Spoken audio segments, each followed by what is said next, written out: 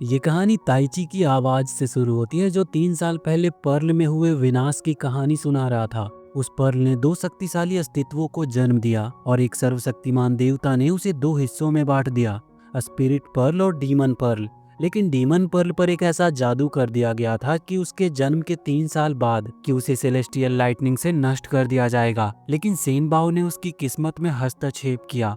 चेनतांग का तीसरा राजकुमार नेझा daemon Perl के रूप में पुनर्जन्म लिया, जबकि स्पिरिट पर्ल ड्रैगन किंग के बेटे आओबिंग के रूप में जन्म लेता है और किस्मत से दोनों दोस्त बन जाते हैं। समय के साथ ही नेझा ने खुद को सुधार लिया और अपनी राक्षसी प्रवृत्तियों को छोड़ दिया। दोनों राजकुमारों ने मिलकर तबाही के खिलाफ युद्ध किया और नेझा ने अपनी किस्मत को बदल दिया।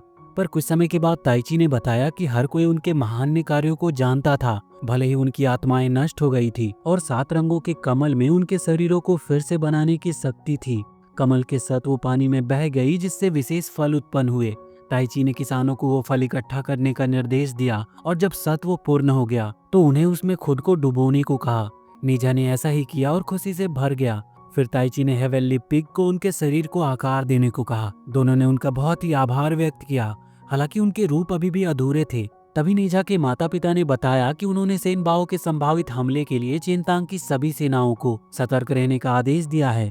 ताइची ने उन्हें सावधान रहने की चेतावनी दी, क्योंकि ड्रैगन किंग एक गंभीर खतरा था। और फिर उन्होंने नेझा को अपनी उपलब्धियों के बारे में बताया। नेझा अपने शरीर के आकार को देखकर खुश तो हुआ, लेकिन अभी भी उसे थोड़ी कुछ दिक्कत थी और वो इसमें थोड़ा बहुत सुझाव चाहता था।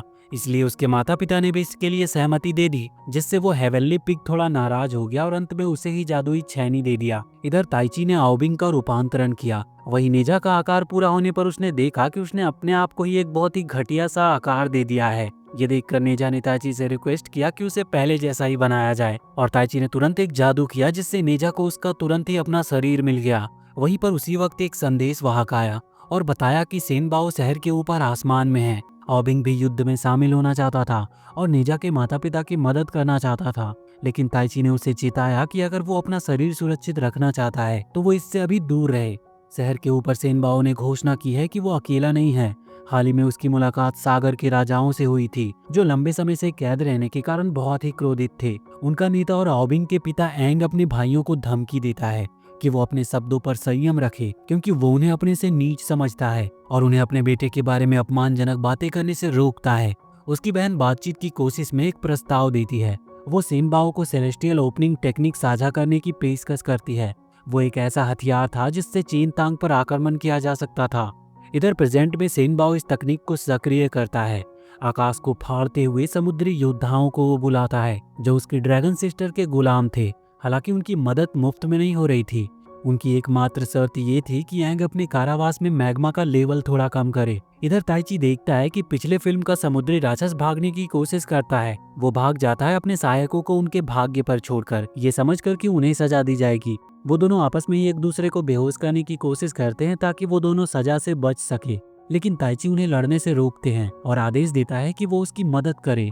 शहर में युद्ध जारी है। सेनबाओ इसका फायदा उठाकर अपने भाई से टकराता है, जो कि एक सुरक्षा कवच से सुरक्षित था। लेकिन सेनबाओ 3 समुद्री ड्रैगनों का इस्तेमाल करके उस सुरक्षा कवच को तोड़ देता है। आओबिंग उन्हें रोकने की पूरी कोशिश करता है, पर तभी उसका पिता बीच में आ जाता है। आओबिंग अपने पिता से शहर को शांति से छोड़ने की विनती करता है, लेकिन वो अपने गुरु के निर्देशों का पालन नहीं करता और कमजोर होने लगता है। नेझा अपने मित्र की हालत से बहुत चिंतित होकर देखता है कि 7 रंगों वाला कमल भी नष्ट हो गया है। वो बहुत बुरी तरह से परेशान होकर अपने गुरु ताइची से इसका कुछ उपाय करने को कहता है, लेकिन ताइची को भी कुछ समझ नहीं आता। अपनी हालत के बावजूद भी आओबिंग अपने पिता से बार बार शहर को छोड़ने की गुहार लगा रहा था और यहाँ पर स्थिति की गंभीरता को देखते हुए ताइची ये निष्कर्ष निकालता है कि उन्हें नेझा और आओबिंग को एक शरीर में मिला देना चाहिए। इससे कम से कम 7 दिनों के लिए आओबिंग नेझा के शरीर में जिंदा रह सकता है और इसीलिए वो दोनों एक ही रूप में मिल जाते हैं। अब उनका मिशन था कि राजा यांगियो को ढूंढना, एक ऐसा हथियार जो किसी भी चीज की जादुई शक्ति को बाहर निकाल सकता है, जिससे वो कमल को फिर से जीवित कर सकते हैं। उधर सेनबाओ अभी भी इससे खुश नहीं था। उसे डर था कि उसका भाई उसके साथ साथ ड्रैगन के साथ भी विश्वासघात कर सकता है। लेकिन सेनबाओ का एक और प्लान था। वो कहता है कि नेझा इमोर्टल कॉन्टेस्ट में भाग ले, जहाँ पर पुरस्कार के रूप में उन्हें यांगियो मिल सकता है। ताइची तुरंत इसका विरोध करता है, ये बताते हुए कि उसका भाई नेझा की राक्षसी ऊर्जा को पहचानता है और इसका इस्तेमाल उसके खिलाफ कर सकता है। फिर भी सेनबाओ इस मौके का फायदा उठाना चाहता था। इसी दौरान एक सेनापति वहाँ पर आता है और कहता है कि वो अपने विवादों को एक तरफ रखे और माता पिता की गलतियों को बच्चों पर ना थोपे। एंग यहाँ पर नाराज होता है और याद दिलाता है कि उससे इस तरह से बात करने का कोई हक नहीं है, लेकिन सोचने के बाद वो समझौते के लिए राजी हो जाता है। उन्हें अपने बेटे को बचाने के लिए 7 दिन मिलेंगे, लेकिन अगर वो असफल होते हैं तो वो शहर को डुबो देगा। नीजा वादा करता है कि वो जरूर सफल होगा, लेकिन चेतावनी देता है कि अगर उसने उसके प्रियजनों या शहर को नुकसान पहुंचाया तो वो उसकी जान ले लेगा। ड्रैगन किंग इस चुनौती को स्वीकार करता है, लेकिन एक शर्त रखता है, केवल नीजा और ताइची ही शहर से बाहर जा सकते हैं और वो अन्य देवताओं को इस बारे में कुछ भी नहीं बताएंगे। वहां से जाने से पहले वो सेनबाओ के पास जाता है और उसे चेतावनी देता है कि उसके भाई भरोसेमंद नहीं है और उसे सतर्क रहना चाहिए। कुछ देर बाद चेनतांग के लोग नीजा को शहर को बचाने के लिए धन्यवाद देते हैं। नीजा बहुत ही विनम्रता से उनका आभार मानता है और उनसे खेलने को कहता है, लेकिन नागरिक अभी भी इससे डरते हैं। तब उसके पिता उसके साथ खेलने का फैसला करते हैं, क्योंकि आखिरकार यही तो नीजा हमेशा से चाहता आया है। खेलने से पहले उसकी माँ उसे चेतावनी देती है कि नीजा बहुत ताकतवर है, लेकिन वो आत्मविश्वास से कहता है कि वो अभी भी एक महान योद्धा है। हालांकि अंत में नीजा उन्हें घायल कर देता है, जिससे उसकी माँ भी खेल में शामिल होना चाहती है। लेकिन नीजा अचानक से दुखी हो जाता है, क्योंकि वो उन्हें खोने से डरता था। जब वो जा रहा होता है तो उसकी माँ उसे गले लगाने की कोशिश करती है, लेकिन नीजा थोड़ा सहम जाता और गले नहीं लगाता। उड़ते समय उसकी माँ उसे सतर्क रहने और अच्छा व्यवहार करने और दूसरों का सम्मान करने की सलाह देती है। नीजा हवा में सोचता है कि उसने अपनी माँ को गले नहीं लगाया, क्योंकि स्थिति थोड़ी अजीब लग रही थी, लेकिन उसे विश्वास है कि वो उन्हें फिर से देखेगा। इसी बीच वहाँ पर ताइची आता है, जो कि बताता है कि परीक्षा पास करने के लिए नीजा को 3 राक्षस राजाओं से लड़ना होगा, लेकिन लड़ते समय उसे अपनी सारी शक्तियाँ दिखानी होगी, लेकिन उन्हें नुकसान पहुँचाए बिना। इसके लिए वो आओबिंग को उसकी जगह पर लड़ने का आदेश देता है। हालांकि आओबिंग अभी तक अपने शरीर पर पूरी तरह से नियंत्रण नहीं पा सका था। वो अभ्यास करते हैं, लेकिन आओबिंग नियंत्रण में असफल रहता है। यहाँ पर कोई और विकल्प ना होने पर ताइची उसे एक विशेष दवा की शीशी देता है, जो नीजा की आत्मा को सुला देगी और आओबिंग को उसके शरीर पर पूरा नियंत्रण मिल जाएगा। दवा लेने के बाद आओबिंग ताइची से लड़ता है और कहता है कि वो कोई आसान फाइट नहीं देगा, लेकिन आश्चर्यजनक रूप से वो घायल हो गया था। जब वो गुरलोंग पर्वत पर पहुंचते हैं तो वो सर्वोच्च भगवान के समर्पित अनुयायियों को देखते हैं, जो श्रद्धांजलि देने और भेंट चढ़ाने आए थे। वहां पर हर कोई पर्वत गुरु से मिलने के लिए एक्साइटेड था। इसके बाद ताइची उन्हें एक ताबीज दिखाता है, जो कि हर एक इमोर्टल के पास होता है, जिसका नाम था जेड पेंडेंट, जो कि सम्मान और मान्यता का प्रतीक था। जेड के पुजारी उनका स्वागत करते हैं, जबकि ताइची देवताओं के रथों को आकाश में उड़ते हुए देखता है, जिनके साथ कैदी भी थे। जैसे ही वो एक महल के पास से गुजरते हैं, ताइची नीजा को यूकू महल के पौराणिक खजानों के बारे में बताता है और आखिरकार वो उलियांग महल में पहुंचते हैं। लियांग उन्हें देखकर खुशी जाहिर करता है और उन्हें उनके नए पद पर बधाई देता है। ताइची बदले में अपने शिष्य नीजा को परिचित कराता है, क्योंकि अब उन्हें लगता है कि उसे इमोर्टलिटी की परीक्षा का सम्मान करना चाहिए। लियांग तुरंत पहचान लेता है कि वो कौन है और वो हैरान होकर कहता है कि ये सम्मान की बात है कि उसका भाई का शिष्य वहाँ पर मौजूद है। तभी दवा का असर खत्म होने लगता है और नीजा अपने शरीर पर फिर से नियंत्रण पा लेता है और महल के बीचों बीच जाकर वो पेशाब कर देता है।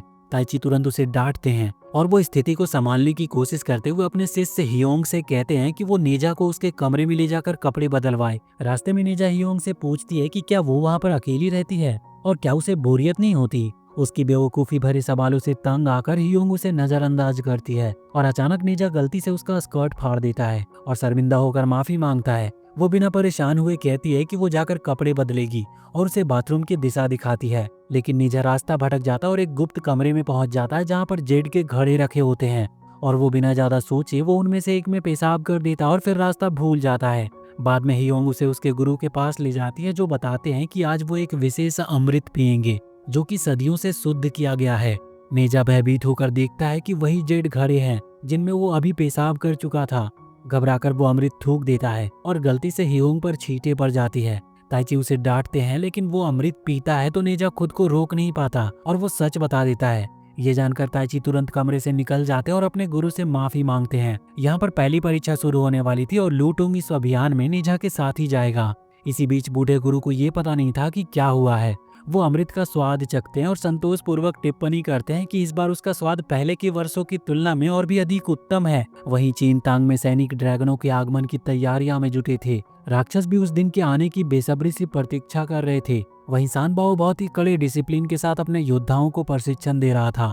थके हारे योद्धा उससे विश्राम करने की गुहार लगाते हैं, लेकिन वो जोर देता है कि उन्हें आगे बढ़ते रहना होगा। तभी वहाँ पर लीजिंग आता और रिक्वेस्ट करता है कि एक द्वार खोला जाए ताकि उसके चिकित्सक और भी दवाइयाँ ला सके। ये सुनकर सेनबाओ नाराज हो जाता और पूछता है कि वो खुद को समझता क्या है जो ऐसी मांग कर रहा है। वो उसे उस समझौते की याद दिलाता है कि ना ही कोई राक्षस और ना ही कोई मनुष्य, यहाँ तक कि वो खुद भी इस जगह को छोड़ नहीं सकता। अपनी बात को साबित करने के लिए सेनबाओ लीजिंग को हाल में ही पकड़े गए समुद्री राक्षसों को मार डालने की चुनौती देता है। लीजिंग यहाँ पर बहुत ही गंभीर भाव से उसे अपने निर्णय पर पुनर्विचार करने को कहता है। तभी सैनिक एक मानव कैदी को घसीटते हुए लाते हैं जिसने भागने की कोशिश की थी।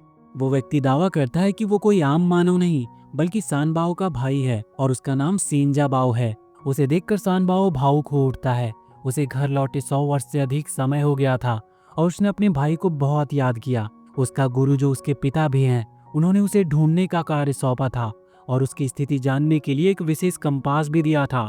वो ये भी बताता है कि पूरा राक्षस कबीला इमॉर्टेलिटी प्राप्त करने के लिए कड़ी मेहनत कर रहा है और इस दौरान उन्होंने अपने रूपांतरण कला में महारत हासिल कर ली है और अब वो महान सांगटुंग परिवार कहलाते हैं। ऐसे यात्री जो स्वर्ग का आशीर्वाद प्राप्त करके सभी लोगों की सहायता करते हैं। लीजिंग समझाता है कि सेंजोबाई उस राक्षस कबीले का नेता है जो शहर की रक्षा के लिए उत्तरदायी है। सानबाओ गर्व से अपने भाई को बधाई देता है लेकिन सेंजोबाओ से धैर्य रखने को कहता है क्योंकि जल्द ही वो 12 अमर व्यक्तियों में से एक बन जाएगा और तब वो खुद उसे ढूंढेगा। हालांकि वो ये भी मानता है कि उसे अपने गोल तक पहुंचने में कुछ और भी वर्ष लग सकते हैं। उसकी बातों पर विश्वास करके सांगजोबा वादा करता है कि वो उस दिन तक निरंतर प्रशिक्षण करता रहेगा और यहाँ पर सानबाओ उसे कुछ मिठाई देता है उपहार के तौर पर और जाने से पहले वो लीजिंग का आभार प्रकट करता है लेकिन ये स्पष्ट कर देता है कि वो अपने निर्णय से पीछे नहीं हटेगा। लीजिंग यहाँ पर मुस्कुराते हुए जवाब देता है कि उसने कभी कुछ मांगने का इरादा रखा ही नहीं था और वो कहता है कि उनके इस मुलाकात के कारण अब वो लड़का एक बेहतर भाई का उदाहरण पा सका है।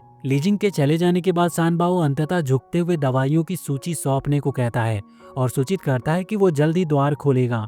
इधर नेजा की पहली परीक्षा बीवर साम्राज्य में होने वाली थी। नेजा आगे बढ़ता और काफी कॉन्फिडेंस से घोषणा करता है कि वो उन जीवों के राजा को खत्म करने आया है, लेकिन कोई उसकी बातों को गंभीरता से नहीं लेता। क्रोधित होकर वो एक बीवर की सूप की कटोरी पलट देता है जिससे राजा नाराज हो गया था और पूछता है कि ऐसा अपमान करने की हिम्मत किसने की। राजा उसे सबक सिखाने के लिए तैयार हो गया था। तो यहाँ पर नेजा बिना समय गंवाए अपने शरीर का नियंत्रण आओबिंग को सौंप देता है जो बहुत ही कुशलता पूर्वक अपने क्षमताओं का प्रदर्शन करता है। यह देखकर राजा डर गया था और अपने छोटे भाई को लड़ाई में उतार देता है, लेकिन जिन गोलियों से उसे ताकत मिलनी थी उनका कोई असर नहीं होता क्योंकि नेजा ने फिर से अपने शरीर का नियंत्रण हासिल कर लिया था। गोलियां खोजने के लिए नेजा बेताब हो गया था लेकिन उससे पहले ही बीवर का छोटा भाई उसे बेहोश कर देता है जिससे गोली की शीशी गलती से बीवर के सूप में गिर जाती है। इसी बीच लियांग ये परीक्षा रोकना चाहता था लेकिन ताइची उसे नेजा को एक और मौका देने को कहता है। कोई चारा ना देखते हुए नेजा सारा सूप पी जाता है और बीवर से लड़ता है। जब राजा देखता है कि उसका दुश्मन थोड़ा कमजोर है तो वो खुद ही लड़ाई में उतरता है, लेकिन वहाँ पर वो आसानी से हार जाता है। उसका छोटा भाई फिर से लड़ाई करता और विजयी होता है और यहाँ पर आखिर में नेजा सारा सूप उल्टी कर देता है। हताश में वो समझता है कि जीतने का एकमात्र तरीका है वो अपनी ही उल्टी को खा ले, लेकिन वो फिर से हार जाते और राजा उन्हें मार डालने की कोशिश करता है। लेकिन तभी आओबिंग फिर से शरीर का नियंत्रण लेता है और दोनों भाइयों को वो हरा देता है। इस तरह नेजा परीक्षा में पास हो गया था। लियांग अपने योद्धाओं को उन जानवरों को पकड़ने का आदेश देता है ताकि अब उन्हें एक बेहतर मार्ग पर ले जाया जा सके। तो यहाँ पर आओबिंग इंटरवीन करने की कोशिश करता है लेकिन ताइची उसे चुप रहने का आदेश देता है। मंदिर में नेजा को उसकी सफलता पर बधाई दी जाती है और कई देवता उसकी प्रशंसा करते हैं। हालांकि कुछ तो उसे बहुत ही कुरूप और असभ्य और आंखों के नीचे काले घेरे वाला कहते हैं। गुस्से में नेजा उन्हें मारने की सोचता है लेकिन ताइची उसे रोकता है। उसी दिन 10 जनवरी को प्रधान देवताओं ने एक दुर्लभ सम्मेलन के लिए सभी एकत्रित होते हैं। ताइची सुझाव देता है कि उन्हें वहां से निकल जाना चाहिए, लेकिन वोंग उसे याद दिलाता है कि एक दिन वो खुद भी देवता बन जाएगा, इसीलिए बेहतर होगा कि वो सभी के साथ वहीं पर रहे। सभी देवता उपस्थित होते हैं। आओबिंग को उसका छोटा भाई और शिष्य के रूप में प्रस्तुत किया जाता है और बताया जाता है कि उसने सभी अपेक्षाओं को पूरा किया है और पर्ल के वाहक को एक सभ्य व्यक्ति में बदल दिया है। हालांकि देवताओं का युद्ध आसान नहीं था, इसलिए उन्हें अपने अगले कदम सावधानी पूर्वक तय करने थे। उपस्थित सभी देवताओं में यह सहमति थी कि यदि वो एकजुट रहते हैं तो वो सभी बुराइयों को हरा सकते हैं और खास करके उन्होंने आकाश के ड्रैगन कबीले को इंडिकेट किया था जो उनके लिए एक बहुत ही रियल प्रॉब्लम बन चुका था। एक देवता ने पूछा कि वास्तव में ड्रैगन ने क्या गलत किया है, तो यहाँ पर लियांग ठंडे स्वर में उत्तर देता है कि उन्होंने अब तक कुछ भी गलत नहीं किया है, लेकिन वो अत्यधिक शक्तिशाली हैं और वो उनकी जाति पर भरोसा नहीं करता। इसीलिए उन्हें खतरा बनने से पहले खत्म कर देना चाहिए। हालांकि सभी देवता उसकी इस राय से सहमत नहीं थे, इसीलिए उनके भाग्य पर निर्णय टाल दिया गया। सम्मेलन के बीच में एक देवता सुझाव देता है कि नेजा को अपने भाइयों से मिलना चाहिए। ये सुनकर नेजा काफी डर जाता है, क्योंकि उसने कभी अपने भाइयों से मुलाकात तक नहीं की थी और उसे तो ये भी नहीं पता था कि उसके कोई भाई भी हैं। वो घबराते हुए स्वीकार करता है कि वो खुद को उनके मिलने लायक नहीं समझता। इस पर ऑबिंग उसका मजाक उड़ाता है। नेजा ऑबिंग को धन्यवाद देता है और गोलियां खा लेता है, जिससे ऑबिंग उसका शरीर पर कंट्रोल कर सके और उसके भाइयों से मिल सके। वहीं कुछ समय के बाद ऑबिंग रोने लगता है, जिससे नेजा उससे पूछता है कि उसे क्या परेशान कर रहा है। ऑबिंग जवाब देता है कि उसे अपने अन्य भाइयों की याद आ रही है, जिससे नेजा चौंक जाता है, क्योंकि उसे तो पता ही नहीं था कि उसका दोस्त और भी भाई रखता है। और एक बहुत ही उदास मुस्कान के साथ ऑबिंग बताता है कि एक तरह से उसका दूसरा भाई हमेशा से नेजा ही था। फिर वो ये बताता है कि नेजा के भाइयों ने उसकी कुशलता के बारे में पूछा था और आश्वासन दिया था कि चाहे कुछ भी हो जाए वो हमेशा उसके साथ रहेंगे, क्योंकि वो उससे बहुत प्यार करते हैं। उन शब्दों से नेजा की आंखें भर आती है। उसे रोता देखकर ऑबिंग उसे चिढ़ाता है, लेकिन नेजा स्वीकार करता है कि वो डरा हुआ है। उसे एहसास होता है कि अब तक वो इस चीज से निराश था, लेकिन वो ये भी समझता है कि वो कभी अकेला नहीं था।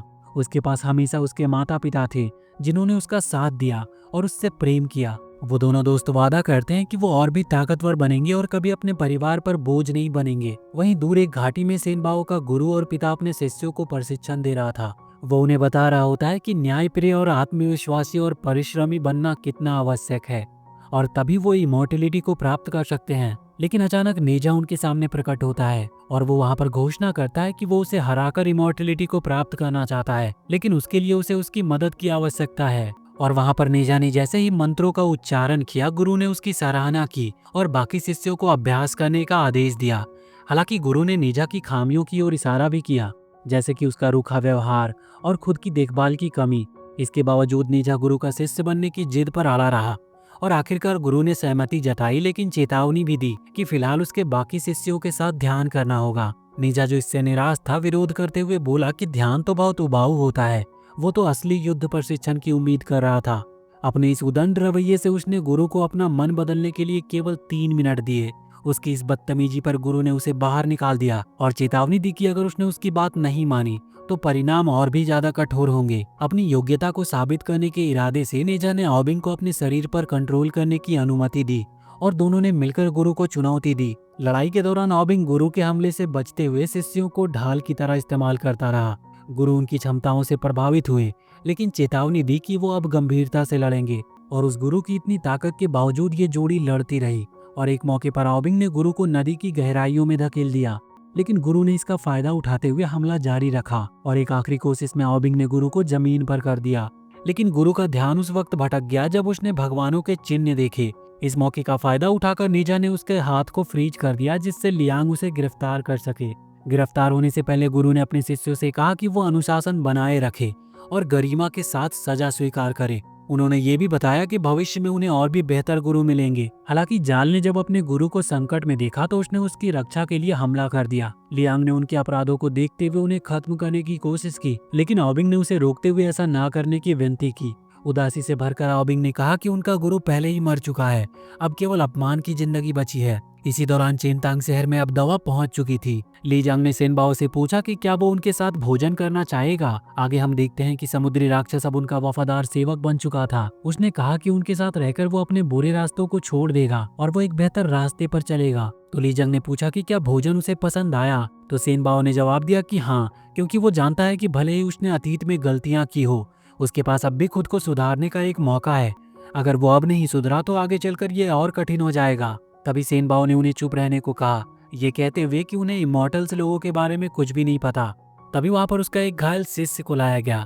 उसका भाई घबराकर पूछता है कि क्या हुआ। तो यहाँ पर वो शिष्य सिया ने कमजोर स्वर में बताया कि उनके पिता का एक हाथ कट गया है और वो अब कैदी हैं। फिर वो बेहोश हो गया। उसका भाई बताता है कि नीजा ही इसके लिए जिम्मेदार है। वहीं महल में हाओंग ने नीजा को प्रशिक्षण पार करने पर बधाई दी, लेकिन बताया कि यहाँ पर गुरु इस समय उपलब्ध नहीं है और अब उसे आराम करना चाहिए। लेकिन नीजा हमेशा की तरह आगे बढ़ना चाहता था। तब लियांग ने उसे बताया कि उसका अगला मुकाबला पर्वत के राक्षस से होगा। इसके कुछ समय के बाद जेड राक्षस बुरी खबर लेकर आए। चेनतांग शहर पर हमला हुआ था। नीजा वहां पर पहुंचा तो उसने विनाश का भयावह दृश्य देखा। शहर पूरा राख में बदल चुका था। वो जिन भी लोगों को जानता था वो सब मारे जा चुके थे। इस तबाही के बीच में वो अपने माता पिता को खोजता रहा, लेकिन उन्हें वो मिला नहीं। और वहीं जमीन पर उसे अपनी माँ का हेलमेट मिला, और जैसे उसने उसे छुआ उसे एक दर्शन हुआ जिसमें सब कुछ स्पष्ट हो गया। ताइची ने उसे दिलासा दिया कि एक न एक दिन वो उन्हें ढूंढ लेंगे। उसी समय वोलीसांग अपनी नींद से उठा और गंभीर स्वर में पूछा कि इस तबाही का जिम्मेदार कौन है। लियांग ने बताया कि यह हमला बहुत ही शक्तिशाली था। दीवार पर उन्हें एक ड्रैगन के पंजे के निशान मिले, जिसे देखकर वो बूढ़ा गुरु पूरी तरह से हिल गया। उसने सोचा था कि ड्रैगन सुधर चुके हैं, लेकिन अब वो समझ गया था कि वो अपने कारावास से भाग निकले हैं और ये तबाही उन्हीं की करतूत है। लियांग ने उसे याद दिलाया कि ड्रैगन किंग आओबिंग खुद को मुक्त करने की शक्ति रखता है। उन्होंने ये निष्कर्ष निकाला कि अब ड्रैगन हेवनली गेट पर हमला करने की प्लान बना रहे हैं। तो पूरे क्रोध में नेजा ने ये घोषणा की कि वो सारे ड्रैगन को खत्म कर देगा, और गुस्से में वो अपनी तीसरी परीक्षा को पूरा करने के लिए निकल पड़ा। ताइची उसे रोकने की कोशिश की, लेकिन वोलीसांग ने उसके दुख को समझते हुए आदेश दिया कि हावोंग महल के श्रेष्ठ योद्धाओं को इकट्ठा करे और ताइची और लियांग नेजा के पीछे भेजे ताकि वो उसकी रक्षा कर सके। जब नेजा उड़ रहा था तब आओबिंग ने उसे रोकने की कोशिश की और सुझाव दिया कि वो पहले अपने पिता से जाकर पूछे कि असल में हुआ क्या था, लेकिन नेजा ने उसकी बात नहीं सुनी क्योंकि उसे सिर्फ बदला चाहिए था। राजा के पर्वत पर एक औरत जिसे आंट रॉक कहा जाता था, वो अपनी ब्यूटी पर बहुत ही इतराती रही और ये चेतावनी दी कि जो भी कोई उसे बुरा कहेगा वो कुचल दिया जाएगा। उसने अपने बोलते हुए मिरर से पूछा कि क्या वो अब भी राज्य की सबसे सुंदर स्त्री है, जिस पर मिरर ने हाँ कहा। तभी नेजा वहां पर पहुंचा और उससे भिड़ गया। भयंकर लड़ाई के अंत में केवल रानी का एक छोटा सा सिर बचा रह गया। ताइची और लियांग भी वहां पर पहुंचे और लियांग ये देखकर हैरान रह गया कि नेजा आग को कंट्रोल कर रहा है। ताइची ने बताया कि नेजा एक असाधारण योद्धा है और चाओस जीन से मिलने वाली ऊर्जा के कारण उसमें कई अद्भुत शक्तियां हैं। लियांग ने नेजा को एक मेडल दिया और बताया कि अब वो एक अमर है और इस नाते उसे अब एक हथियार चुनना होगा। तो नेजा ने यांग यू को मांगा और उसके चयन को स्वीकार करते हुए वो बूढ़े गुरु ने 12 अमरगणों को बुलाया और उन्हें सूचित करके अनुमति मांगी कि ड्रैगन कुल को खत्म किया जा सके। जाते वक्त गुरु ने नेजा को उनके साथ चलने को कहा, लेकिन नेजा ने मना कर दिया और कहा कि वो पहले अपने शहर लौटेगा और फिर ड्रैगन किंग का शिकार करेगा। गुरु ने उन्हें शुभकामनाएं दी।